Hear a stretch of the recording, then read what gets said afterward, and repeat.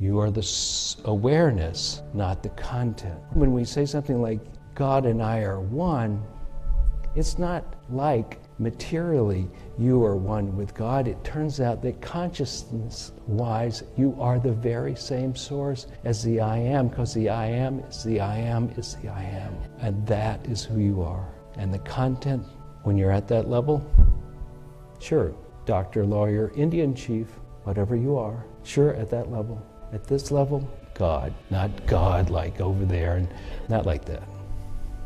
Source, primary, ever-changing, enduring, always present. That's who you are. I'm glad y'all are all here for the homecoming weekend. One thing I would like to do before we go much further is just to acknowledge the people who were founders of this church. It was 38 years ago. So if you were here at that time, would you mind standing up if you're able? And if so, here we have them.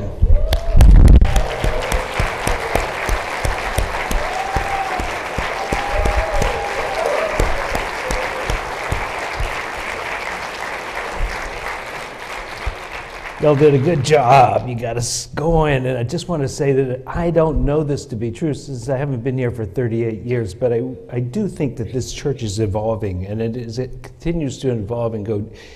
The idea is that you will awaken to one level, and then as you continue to practice and be among the community, you go deeper, and something new shows up, a deeper awareness, a fresh aha, and then we live with that for a while, and then we go deeper.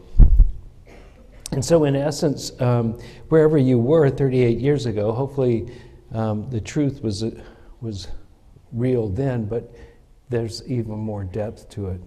And today I'd like to make an investment in another level of depth, more than even the book that we're doing. We're doing a book study, as you know, called Practical Metaphysics. So if it's metaphysics, you know it's got to be interestingly theoretical to some degree, right? It's not like self-help books exactly. It's more like, here's a foundational understanding. And the foundational understanding where I'd like to take us today is over here a little farther. So the author of the book, Eric Butterworth, talks about you are part of God. The allness is, you are the eachness of the allness. You get how that is everything. You're a particularization of that. And it really sounds like the really only way of understanding that basically is from a materialistic idea that there is a thing called allness and then you are a part of it. Really, it's hard for me to jump out of that into this is a spiritual thing because it sounds so really hard, factual. Like we slice up a bag of, or we open a bag of M&Ms and you're one of the brown ones in there, right? Or maybe the orange one. And you're in that, your consciousness are part of the whole. I'd like to change that, and I'd like to try this on and see if this fits. And it may be one of those things that you hear it today and you go, I don't really know what he's saying. As a matter of fact, last week somebody said, you know what he said just went right over my head. And then someone else the same day turned to me and said, you know, you've said that so many times. We'll see how it goes, okay? And part of this is going to be theoretical, but I'd also like it to be experiential. And when we were doing the question of who's having this experience, and in English we would say, I am. And when translations of the Bible are turned to English, the burning bush is there, and Moses says to the burning bush, who shall I say who sent me? And the burning bush says, I am that I am. Or that, in other words, the self-existent self, I am that self-existent self. That's who is having this experience. I am that I am. Now I want to say that the very nature of most religious writings and stuff is somebody's direct experience. And so what do you think their direct experience would be if the burning bush or the nature of God was I am that I am? Their direct experience, I'll just jump over to answer the question for you. Their question was they must have been aware of their own I am, which is how we know things intuitively. Is from a knowing, of interior knowing, not something that was written on stone somewhere. The first person to know that knew it was the way it was, because when they say I am, or when they went deep enough, they went, what's the most basic experience I can have, the most fundamental, eternal, not changing, always present? What is changed as a body? I've changed as a person over time. All my circumstances have changed over time. The question is, what has always been here in your life, your whole life? And there's only one thing. It is that awareness that you are having an experience. That is the I am. I am having an experience. Awareness of you having something in experience, one thing, always present, always you. That's all. The I am has always been with you and will continue to be with you eternally as you, because your I amness is not about time or space. It is an awareness before time and space. It is a thing before material existence or your experience. It is the first, and it is the eternal, and it is the foundational understanding of what God is also. So actually it is as primary as the idea of God. It is the most primary. And so we say you and God are one. It turns out that undeniably true when you really get that the I am awareness that you have is not formed by your body. It's prior to experience. Experience or existence. Out from this. It is out from this awareness that experience happens. First is the awareness of existence. You exist. Then you have some content in that awareness. And most of us get caught up in the content, and therefore most of us get caught up in the world. Most of us see the world as primary, and the idea that I might be spiritual as secondary. But it turns out the very core of what we might call spirit is actually your foundational experience. Not something you have to go get. You just have to turn and look at it. It's always already been there. I am never goes away. And you don't have to meditate for hours to get there. Just turn and look. At any moment, turn and look to see who's having this experience. I am. Now, how many have got me so far? Pretty much. Most people. So you can do this. Even as I'm talking, you can ask this question: who's listening to this? Idiot. And turn in and feel who it is that's having that experience. And that is how you do it. And now once you're there, one of the properties of being there is that what was so disturbing in the outer becomes less disturbing as you sit as the awareness itself. You begin to see that's an object. It's not who I am. It's that, right? Now let's take an election. And perhaps this election is enormously disturbing for whatever reason. Who's having that experience is not disturbed and never has been, and won't be, and can't be, because it's prior to, foundational before the very outer world we see. And this is the way one would have to say, do you think God is upset about everything? Do you think God is eternal? Do you think God is primary, prior to everything? Always already existent? Is that not the same as you? Are you not the very essence of that which we have called God here? And could it be that there's only one consciousness, one awareness, that is now having the experience from many points of view, from many ways of seeing it? Albert Einstein said, we can't solve the problems by using the same kind of thinking we used to create them. And this is an effort in this talk to take us from the idea that the world is primary and we are looking at it to the point where we might begin to realize that there is something out there, but what we see out there is a product of our minds. It's a product of our minds because think of it this way.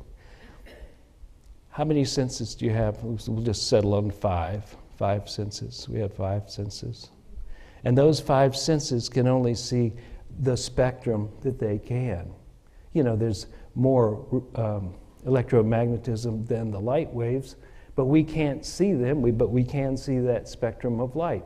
So what we can see is determined by what our eyes are, right? What we can hear is within a certain range, and you know there are noises that are higher and lower, but we can't see them, right?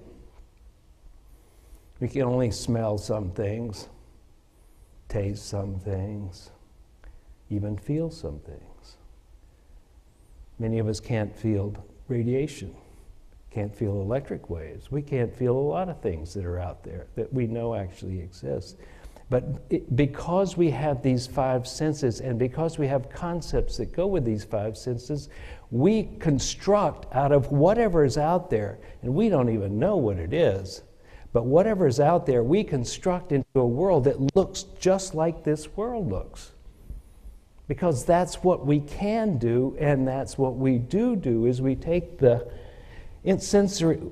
information that's there, take a portion of it, see it the way we have seen it, fit it into our concepts, and that becomes the world.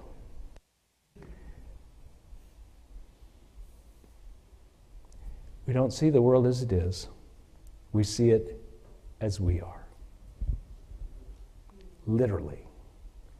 Not just on a personality level, not just on a, well, it's not, they're not really bad, it's just that we see, no, just straight across the whole spectrum, everything you see at this moment, all of us in this room, all the way the building is shaped, that there is a limit to what we can see, is exactly limited by what your sensory organs can do and the concepts you came and met it with, flat out, all the way across. And the world is as it is, not so much because the world, whatever that is a certain way. It's because we can only see it this way. Couple that with the idea, who's having this experience? And you begin to realize that the experience you're having out of awareness, it doesn't originate out there and then get its way into awareness. It really is from awareness outward. And you really are awareness at your core, not your body, not even your thoughts, not your dreams, not your history, but awareness itself. And like I said, this is an investment in an idea that may not make sense completely right now, but as we pay attention to the possibility of this, what it does is it begins to liberate us from our history. It liberates us from our circumstances. It liberates us from feeling like the world is telling us how it is, and then we come back into the peace that passes understanding. It has become my ambition that we as a people in this church do the very thing we have been saying for 38 years, is that we mind the mind that was in Christ Jesus, the Christ mind. And the Christ mind doesn't start with the outer, it starts with the inner. Why do we think he was a godlike figure? Because he was coming from a godlike place. And out manifested, the way he acted came naturally to him. Do you think he said, you know, what would Jesus do? It came out of him. It's an expression, X out of who he was. And who he was, as he has said, is the same that you are. And when you turn to this inner, deeper place, which is not that deep, really, you don't have to do 30 years of meditation to get there. You just have to turn and look directly there. The great saint Ramana Maharshi said the fastest way to awakening is to ask the question, who am I? And to sit with it. And Michael Gadway, who is a very good meditation teacher, and he'll be doing a great thing next week. I sound like Trump, don't I? He's the greatest, he'll do the best. Gadway's the best. He's a good guy. I'll know him. He's one of the, telling you. Gadway's going to do good by us next week because we have designed this in such a way that we go deeper and deeper the longer you come. It's 3 sessions, and so, you know, settle in. Ching, ching, ching. But to become aware of your own nature, you merely have to look and ask the question, who's having this experience? Who's having this experience? And then to feel into it. Just feel into it. And as you do that, you come back to the awareness, which is the core of who you are, the real essence of who you are. And then all the stuff, all your experience, is out from that. And while it is based on something, the shape and the texture and the color of it is really based on you, not on what it is, because, well, we don't really know what it is. We only know what we experience. And so if you go back and you put a philosophical twist on it, consider that you and God are having the same experience, which is, once again, basically the only way we can really know God is not by reading someone else's words, but by deeper intuition. And when you turn to your I am and you say, I am, then what you're doing is you're coming back to that eternal part of you that doesn't change. The one that has always been present, the one that was here before creation was. The creation of how you see the world. But also, if you think about it, for it to know itself, all it can know is no particulars because it's so steady in the I am. And in that I am, there's no differentiation. There's only knowing of self. It's no like knowing self as or knowing content of any way. It's just self-knowing. And if it wished to have an experience of knowing something other than itself, it would have to start an activity. And that activity, that vibration would come out as whatever this is, out here. Well, it turns out, I would like to put another metaphor in here, which is that you are God's dream. That whatever was that original consciousness dreamed you up, to a degree. But it turns out really that you have the same experience at night. You, as consciousness, as awareness, have a vibration in your system, and out comes this dream. Now, the dream is real in the sense that it exists as a dream. But is it real in the sense as being primary or enduring? No, it absolutely is not. When you awaken, gone. With me? So you as consciousness have a dream, and it is so real. And you can tell somebody in the morning, I had a dream, so it's not, let's say, denying its existence. It's just denying that it really is what you thought it was at the time. It's a vibration in your mind. It's happening out there. But it is no more real than your dream. We are no more certain of what the outer world is than a dreamer.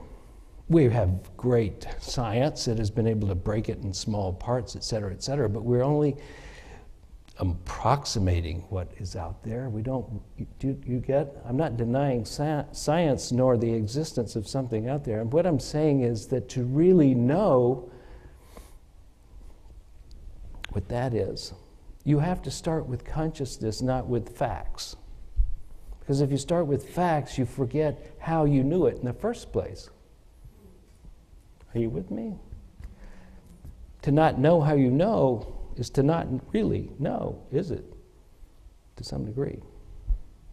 Okay, so we come back to this idea. Who's having this experience? And you all know the answer. Right.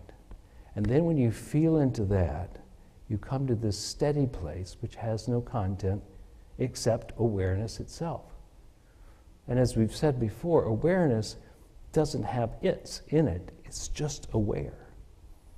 The part of you that's always been aware didn't change with any of the content that went in it. It just was there. Take the screen on your TV.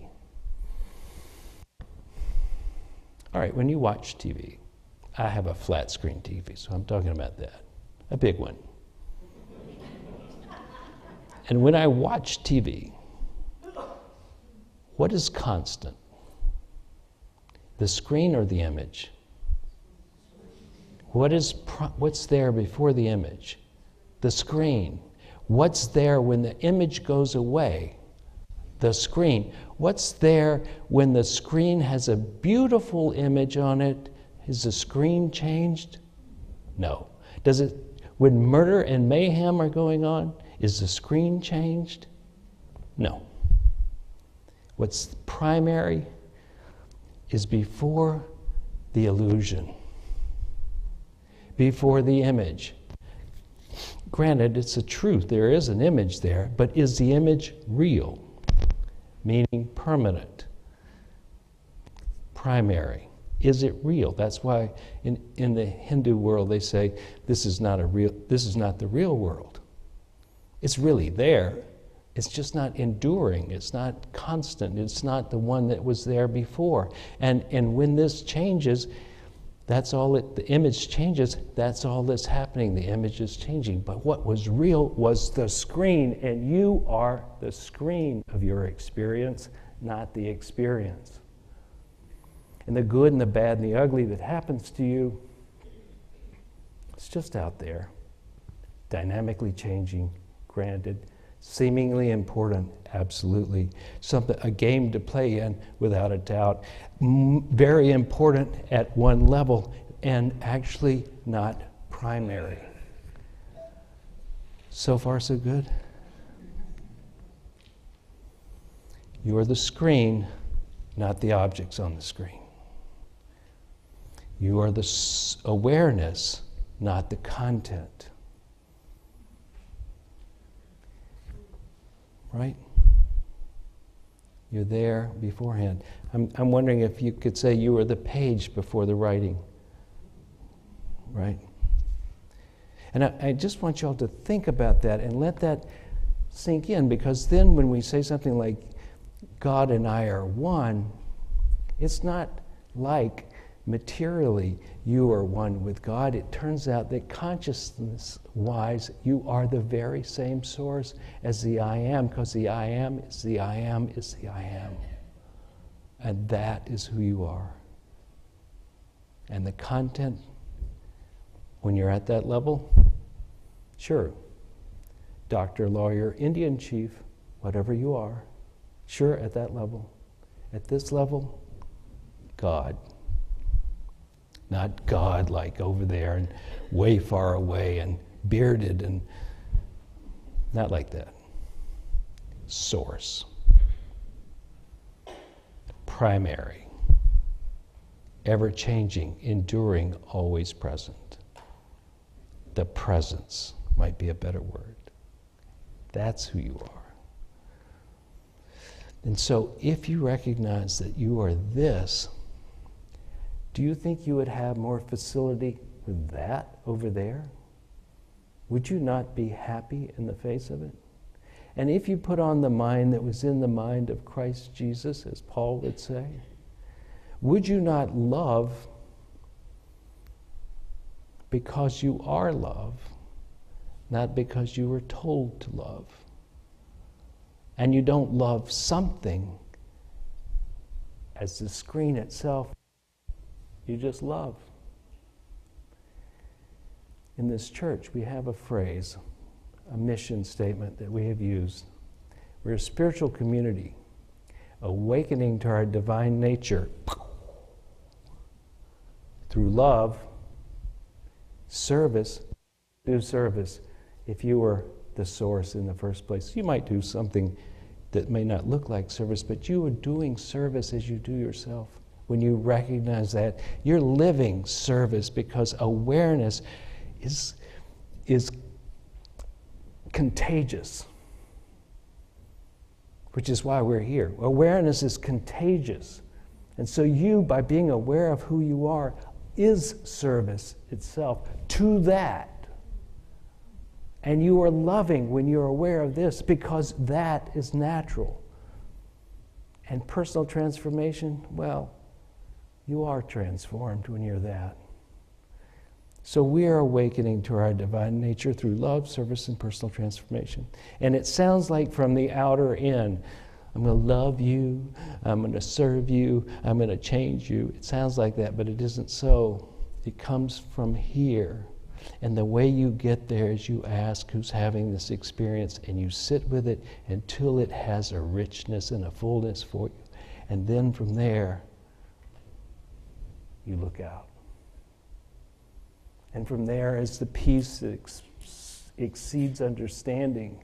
And from there is home. And there is heaven. There is all those things we've always wanted there. Seek ye first the kingdom of heaven, and all things will be added to you. Put on the mind of Christ, and then do your life. Don't ask what Jesus would do. Put on the mind first. Let us pray.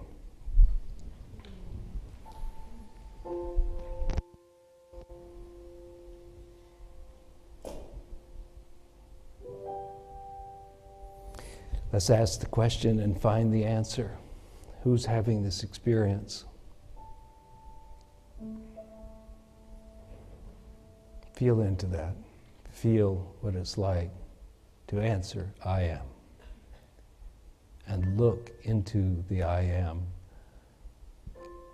from the I am.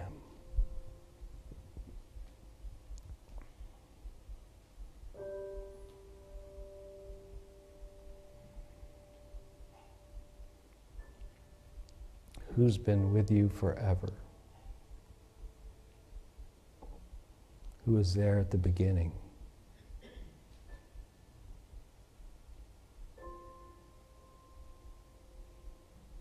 I am. Feel I am.